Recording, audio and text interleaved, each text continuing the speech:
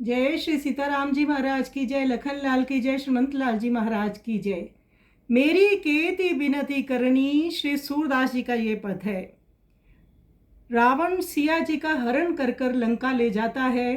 श्री राम जी अपना संदेश देकर श्रीमंत लाल जी महाराज को लंका सिया जी के पास भेजते हैं।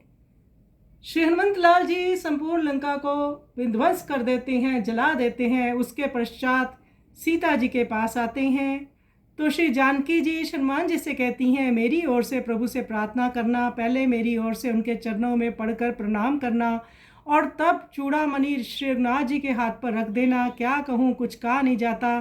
चित्रकूट में मंदाकिनी के किनारे स्फटिक शिला पर बैठे हुए प्रभु मेरे मुख के पास मुख ले जाकर जब मुझे तिलक लगा रहे थे, उस समय की प्रीति का स्मरण करके हृदय में संताप होता है। हनुमान, तुम तो पवित्र पवन कुमार हो, तुमसे ये बात कहने में भी मुझे संकोच नहीं हुआ। मैंने जो कुछ कहा वह वैसा ही प्रभु से जाकर कह देना। अब और क्या कहूँ, असहनीय दुख और भय को दूर करने वाली तो प्रभु की मूर्ति ही है। उनके दर्शन से ही दुख और भय दूर होगा। अतः प्रभु को ले आकर शीघ्र मिला दो।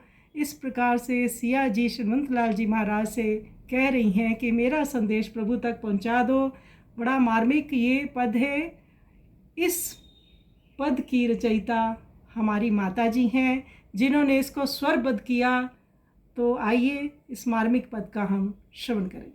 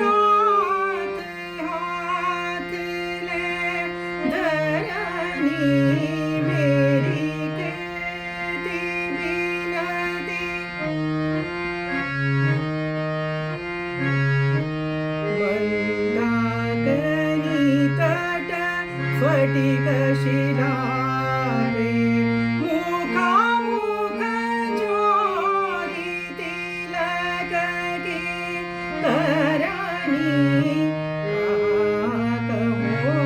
कपि गति न आवे सुमिरत प्रीति कोई उर हरनी मेरी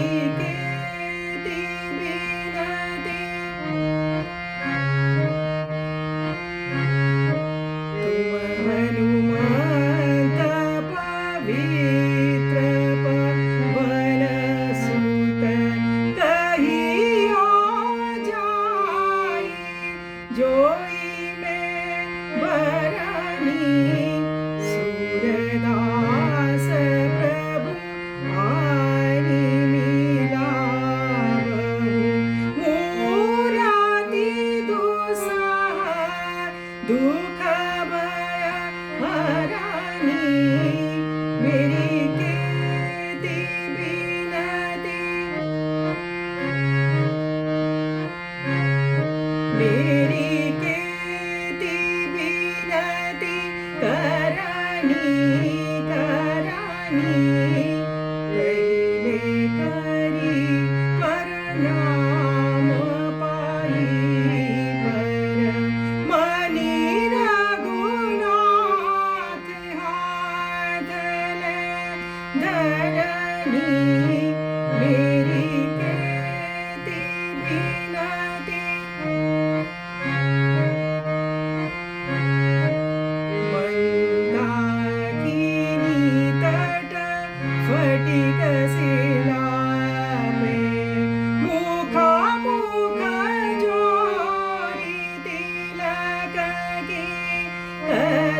Ni